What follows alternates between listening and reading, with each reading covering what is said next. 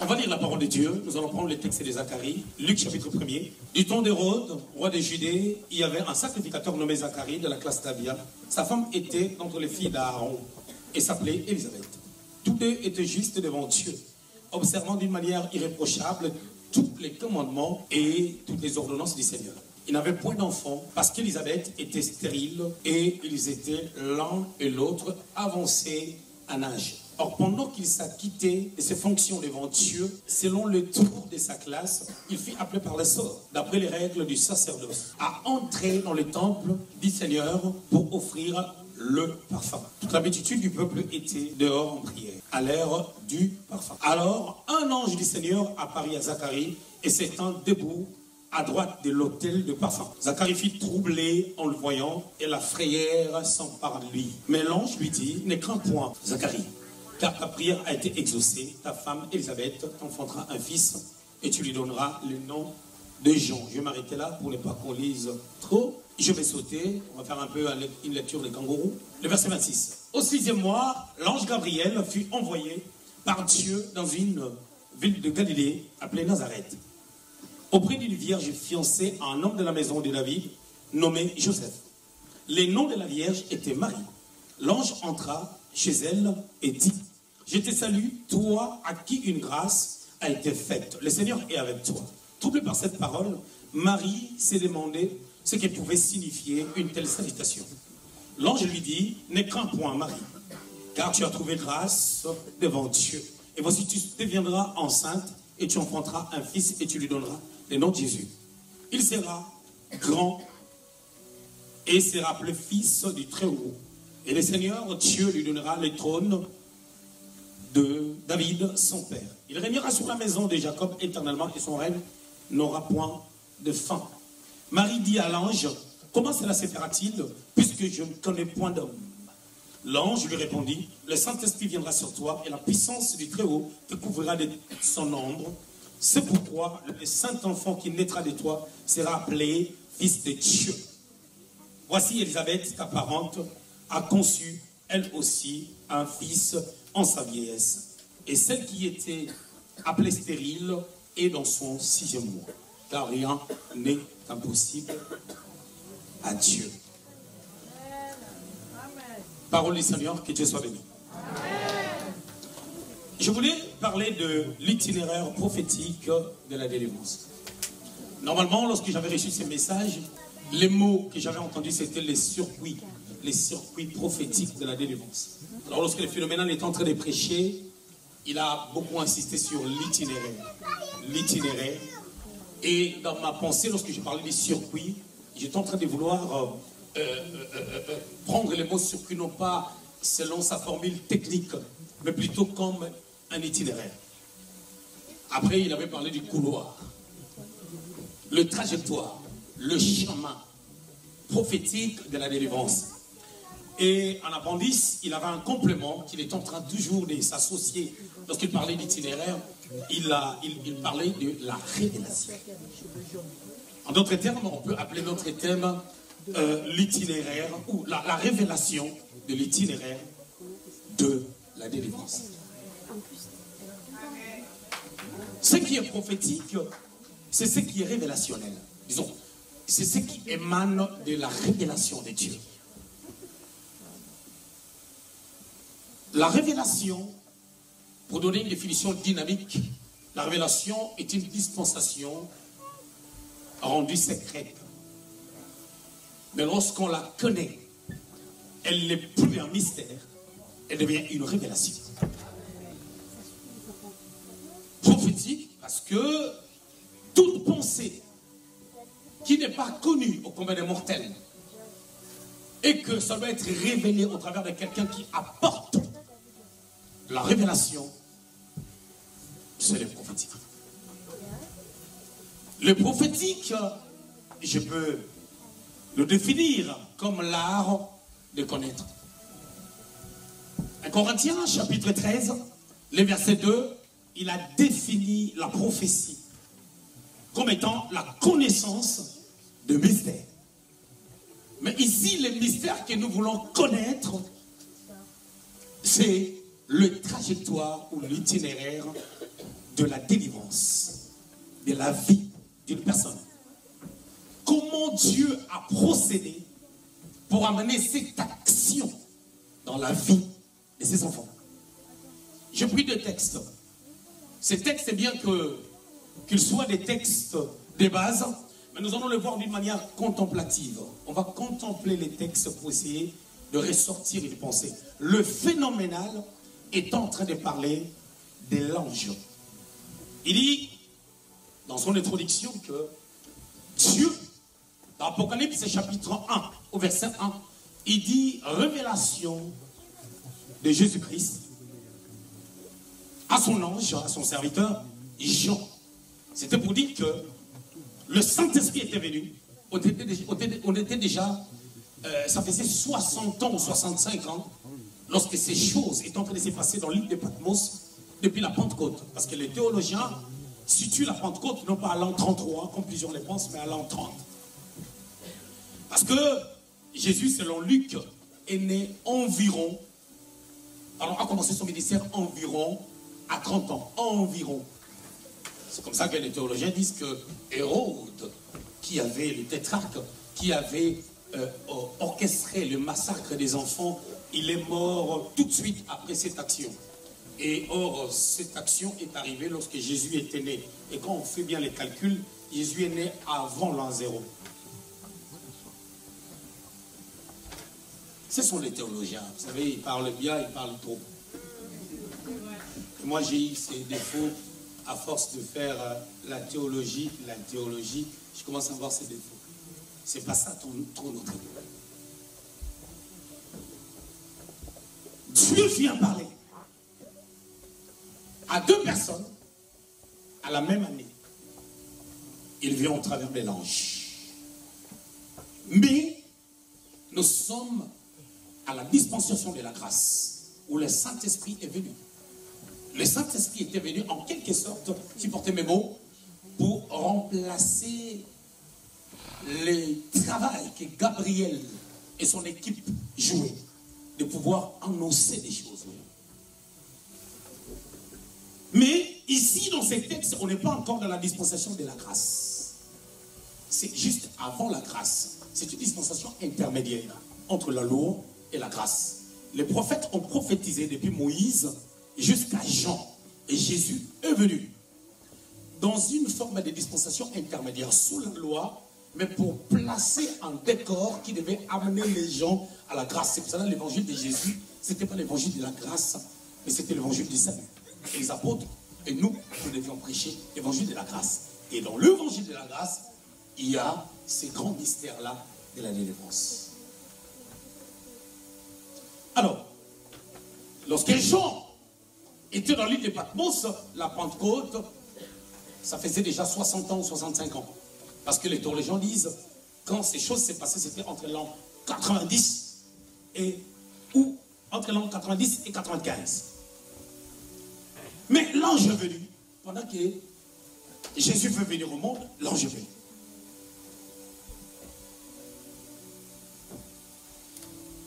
L'itinéraire. Je quitte la Défense pour venir ici. Je devais mettre les GPS. Bon, là, on est venu me chercher.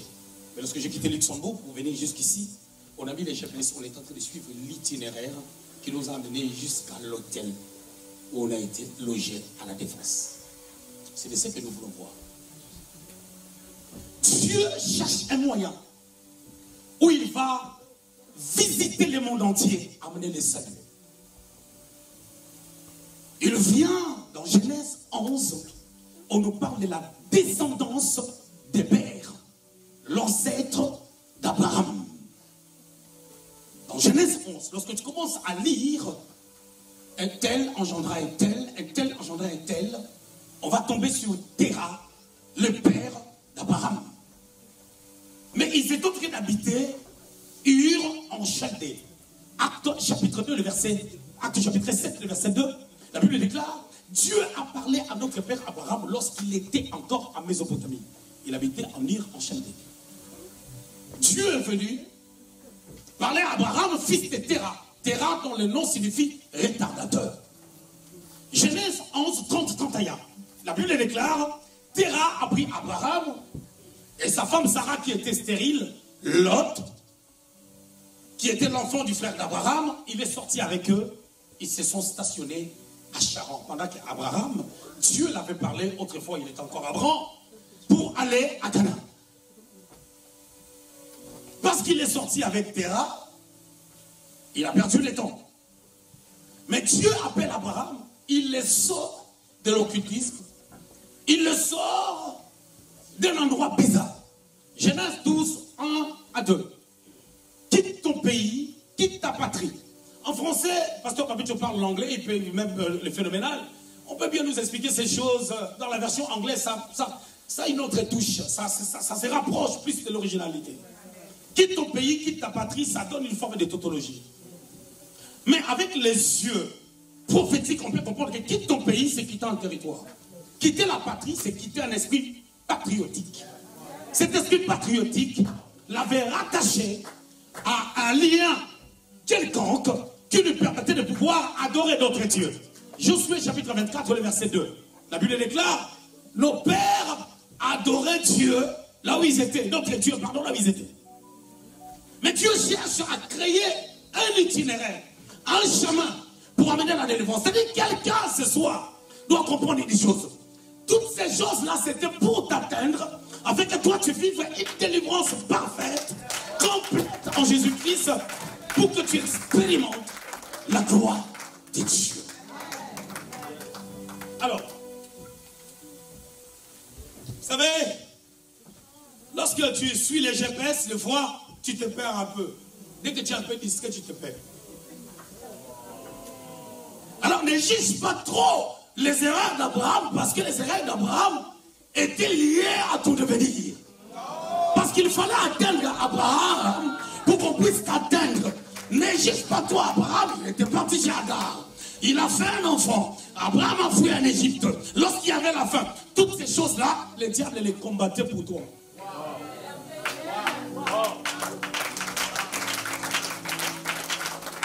Abraham était avec Terah. Ils sont sortis, ils ont perdu le temps à Charan. Ils ont perdu le temps lorsqu'il est sorti.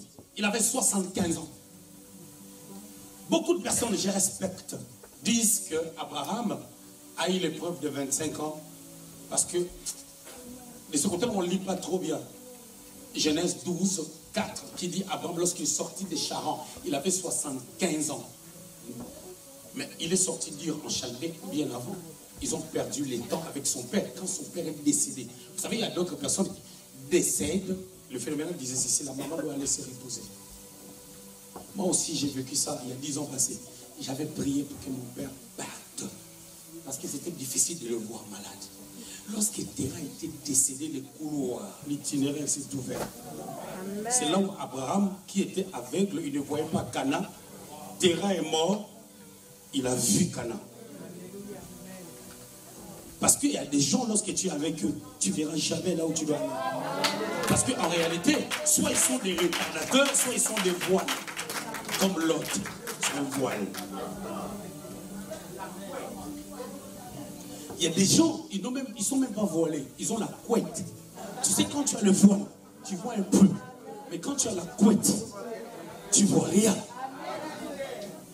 Raison pour laquelle nous devons comprendre que certaines relations ne doivent pas continuer. Ça doit rester bonjour, ça va, tu vas bien. Parce que si on ne comprend pas ça, là où nous partons, nous n'irons jamais. C'est pour cela que Jésus, lorsqu'on était venu le chercher, pendant qu'il prêchait la parole de Dieu, on lui a dit, ta mère et tes frères te cherchent. Il a dit, qui est ma mère? Qui est mon père? Ma mère, mes frères, ce sont ceux-là qui font la volonté de Dieu. Raison pour laquelle je ne suis pas trop d'accord avec les gens qui disent la famille est sacrée. La famille d'abord. Non, ce qui est sacré, c'est l'église. Parce que l'église vient de Dieu. La famille biologique est bio. L'église, tant que famille, est sacrée. Mais la famille biologique est biologique. Ce qui doit être sacré, c'est d'abord l'église. Parce que l'église a été accouchée à la croix. C'est un mystère. Mais la famille biologique, c'était un homme qui aime une femme. Et ils se sont connus et l'enfant est né. C'est pour cela, ceux qui sont nés charnellement, ils se sont tués. Caïn a tué Abel. Lui-même, il était mort par le maître qui l'a amené auprès de son frère. Mais l'église, concernant l'église, la Bible dit, le porte de séjour des morts.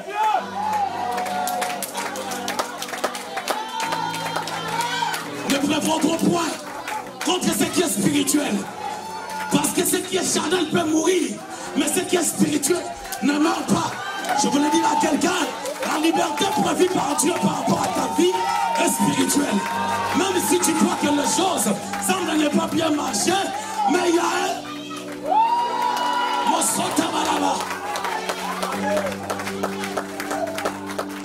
Phénoménal a dit ici, vous excitez les prédicateurs à crier. Moi je voulais expliquer d'abord.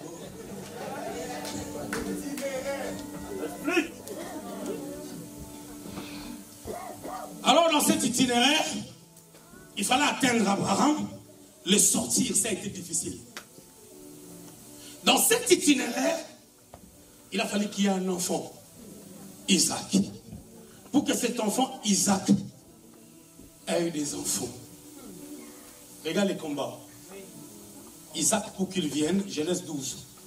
Abraham, à partir du 11e verset, il y a la famine dès qu'il est arrivé à Canaan. Il quitte les lieux, il fuit en Égypte. Il donne Sarah comme femme à Pharaon. La Bible dit noir sur blanc. L'ai-je pris pour femme. Dans Genèse 20, Abimelech ne l'avait pas pris pour femme. Donc, en d'autres termes, Isaac ne pouvait pas venir tout de suite parce que les semences se mélangeaient. Parce que si Isaac, c'est comme le Christ, quand il est venu, il n'y a pas eu la sémence d'homme, c'est la sémence divine. Mais dans l'histoire d'Isaac aussi, il y a eu un temps, un mélange. Parce qu'on l'a pris pour femme. C'est pas moi, c'est la Bible. Beaucoup de gens ont peur de dire ça. Moi, je le dis. Pourquoi Abraham l'a fait? Abraham l'a fait pour qu'on les traite bien. Donc Abraham, c'est un gars, il aimait vraiment les matériels. L'amour de l'argent est la racine de tous les maux. Derrière les richesses, il y a un Dieu qui s'appelle Mammon. Mais quand tu as le vrai Dieu, d'autant plus que nous avions réussi la domination depuis Genèse 1, 26 à 27, nous pouvons dominer sur ceux qui dominent les gens. C'est là que tu vas avoir l'argent, mais tu es simple et humble. Les gens croient que la simplicité et l'humilité, c'est l'absence de beaux costumes. Non. Pardon. Si tu ne sais pas, tu ne sais pas.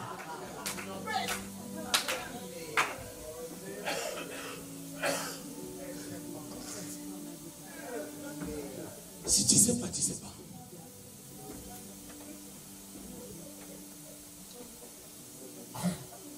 Dans cet itinéraire de la délivrance, on voit une main invisible qui combat cette action.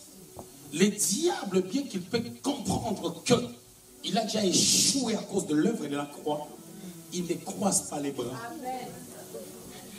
Raison pour laquelle il avait essayé de tenter même le Christ, sans défaut, sans péché. L'apôtre Paul dit, nous n'ignorons pas ses desseins, le dessein du diable. Jean 10, 10, les voleurs ne viennent que pour dérober, égorger, détruire. Mais j'aime la partie B. Mais moi, je suis venu afin que mes brebis aient la vie et qu'il l'ait en abondance. Isaac doit venir, ça a retardé, il a fini par venir. Lorsqu'il vint, Genèse 21, Ismaël qui était né avant, qui était son frère, il se moque de lui. Pendant qu'il était bébé, Sarah, avec la perception prophétique, a vu que Ismaël va casser l'itinéraire. C'est le père des Arabes, lui et Esaïe. Vous connaissez leur chaleur. Sarah a demandé pour le renfort. Il a évacué les dangers pour la protection de l'enfant. Or, Ismaël, c'est Christ. Ismaël a eu Jacob et Esaïe. Vous connaissez ce qui s'est passé avec Jacob. C'est par Jacob que Christ devait sortir.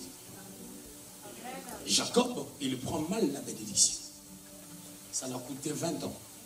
Mais ce que j'aime avec Dieu, même lorsque tu t'attends dans la vie, le tâtonnement t'amène à une expérience qui te poussera à la maturité après avoir tâtonné.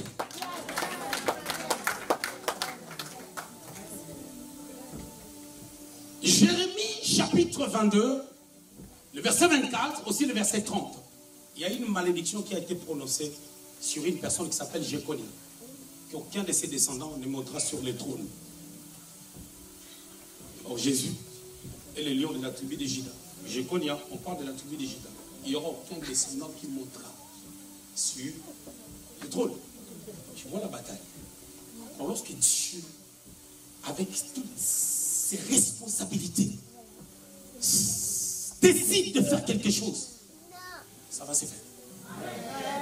Il vient, il dit, je crée un mystère. J'envoie mon ange. Il a envoyé l'ange vers Zacharie. J'avais dit que notre démarche par rapport à ces deux textes sera plutôt contemplative, c'est-à-dire on ne va pas trop creuser sur ces textes-là. On doit voir ce que ça nous donne comme portrait. Jean-Baptiste doit naître. Or, Jean doit naître dans une famille sacerdotale. Christ doit être le souverain sacrificateur. Jean doit préparer son chemin sur la terre, être comme celui qui l'a introduit. Vous savez, Jésus est le Fils de Dieu, Jésus est Dieu. Hébreux chapitre 10, 5 à 7. La Bible déclare, tu n'as souhaité ni sacrifice ni offrande, mais tu m'as formé un corps. Donc il a pris un corps pour venir. Parce qu'il a pris un corps, il doit être soumis à la réglementation terrestre. Par ricochet, quelqu'un doit l'introduire. Or, si quelqu'un t'introduit, tu reçois quelque chose de sa part. Dans la dimension terrestre, ne me tenez pas le cœur. Jean, ses parents, son père est sacrificateur attitré. Selon l'ordre de sa famille. Il était d'ordre d'Abia. Maintenant, Jésus doit être souverain sacrificateur. Il faut que Jean l'introduise. L'ange est venu pour parler. Zacharie doute. Raison pour laquelle Papicho disait, le pasteur Papicho disait ceci, lorsqu'il y a les doutes, Dieu va te fermer la bouche parce que tu vas affecter, la foi vient de ce qu'on entend, tu vas affecter la foi de maman Elisabeth. On doit te fermer la bouche parce que quand vous allez parler, tes paroles seront tellement négatives. Maman Elisabeth va perdre la foi et Jean ne viendra pas. Le combat de l'itinéraire de la délivrance. Lorsqu'on a transcendé cette étape et qu'Élisabeth est tombée enceinte, l'ange est venu, le même ange, qui disait, je suis Gabriel, je me tiens devant Dieu. Cet ange est venu maintenant pour voir Marie. Le même ange. Apocalypse, chapitre 2, le verset 1, écrit à l'ange d'Éphèse. Ce soir, je voulais dire, écrit à l'ange et père de révolution. C'est lui à qui on disait, écrit à l'ange, lui-même il était un ange. Donc Nala qui parlait, Papicho qui parlait, Exaucé qui parle, ce sont des anges qui sont venus parler à l'ange des révolutionnaires, afin que les révolutionnaires lisent les livres que l'ange va lire au travers des anges que Dieu a envoyés ce soir pour parler.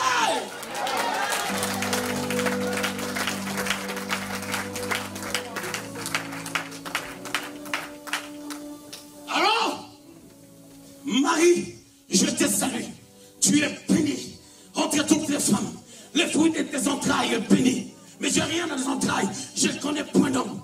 Ce soir, je voulais dire à quelqu'un, tu as en réalité besoin de la foi que Marie avait. Or, la foi de Marie, c'était quoi? Elle ne connaît point d'homme. Parce qu'elle ne connaît point d'homme, elle ne peut pas tomber enceinte. C'est-à-dire quelque chose d'extraordinaire, quelque chose de bizarre. Ce soir, tu dois comprendre que quelque chose de bizarre, quelque chose que les gens ne maîtrisent pas, quelque chose que toi-même tu ne maîtrises pas, mais cela est tracé dans l'itinéraire que Dieu avait prévu pour amener la bénédiction ce 30 décembre jusqu'à dans ta vie. Raison pour laquelle il a envoyé ses anges, afin que ces anges puissent te parler de la part de Dieu, en ne cessant pas de répéter la même chose. L'apôtre Paul dit, je ne cesse de vous répéter la même chose, car cela vous est salutaire. C'est quoi la délivrance? La délivrance, c'est la liberté qu'on accorde à un captif au moyen d'une rançon. En d'autres termes théologiques, on parle du rachat. Or, il n'y a pas le rachat sans l'adoption. Lorsqu'on parle de l'adoption du grec, iothésis, rattaché à deux mots. Ios, qui veut dire fils, titemi, qui veut dire placé. Mais c'est-à-dire le fils devait quitter le ciel pour être placé dans le ventre de Marie, afin que par ce mystère qui va se faire, parce que le fils doit recevoir d'abord les dons d'être sacrificateur par Jean, pour qu'il soit souverain sacrificateur. Donc en réalité, le fait que Jésus soit le lion de la tribu de Juda est passé par Joseph, qui était de la tribu de Juda par la loi du mariage et de l'adoption. Ce soir, quelqu'un doit comprendre que tu as été adopté depuis la croix et que tu dois croire que tu as été délivré. Donc des choses que tu ne vois pas, des choses qui ne se réalisent pas encore dans ta vie, sont liées à ton manque de foi et ton manque de compréhension par rapport à la délivrance que tu avais reçue.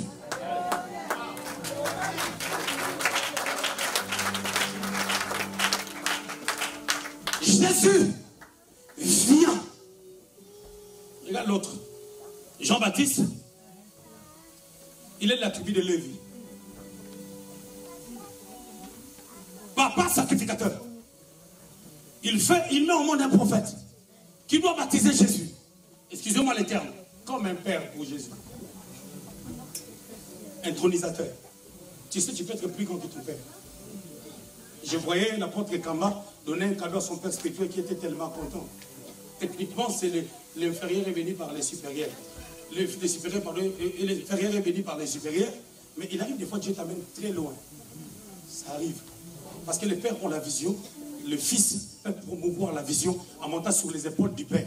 Le fils peut devenir plus grand. C'est pour ça que les Christ donnent les modèles. Il était plus grand que Jean. On a dit à Marie, il sera grand. Mais il a fallu passer par Jean. Maintenant, il s'est passé une histoire où Joseph est de la tribu de Juda, Marie de la tribu d'Aaron, Élisabeth de la tribu d'Aaron. Alors comment Jésus va être le lion de la tribu de Juda? Avant la naissance, ils sont partis faire le recensement. L'enfant doit être enregistré à Bethléem. On a enregistré l'enfant à la tribu de Juda sur sa carte d'identité. Donc sur la carte d'identité, on peut mettre Jésus, Joseph, tribu Juda, ville natale Bethléem. Maintenant, dans cet itinéraire-là, toi tu crois que Dieu il n'est pas intelligent pour savoir que toi un jour tu seras bloqué par des vaudous des Antilles. Il savait que tu seras bloqué. Raison pour laquelle il a mis un package en place pour que les Christ viennent avec force, sans péché, entrant dans un circuit pour t'amener la liberté totale. Et lorsque tu es venu, cette liberté est en Christ. Le mystère de ta délivrance doit commencer d'abord par le fait de croire que Christ, dans la Bible écrite dans Colossiens 1, verset 13, il nous a transportés du royaume des ténèbres au royaume de son Fils. Quand il nous a transportés, le mystère qui s'est fait, c'est le mystère d'adoption. Celui qui est adopté jouit de même droit que les enfants légitimes. C'est pour cela que les théologiens disent que dans les textes originaux, les mots adoption n'existaient pas. Et ça a été placé pour une bonne compréhension. L'idée, c'est pas ça. Parce que l'Église existe avant Israël. Israël a commencé par Jacob. Sa source, c'est Abraham. Mais l'Église, Jésus est mort pour l'Église avant la fondation du monde. L'Église est plus âgée qu'Adam. Donc la bénédiction de quelqu'un, le miracle de quelqu'un existe déjà.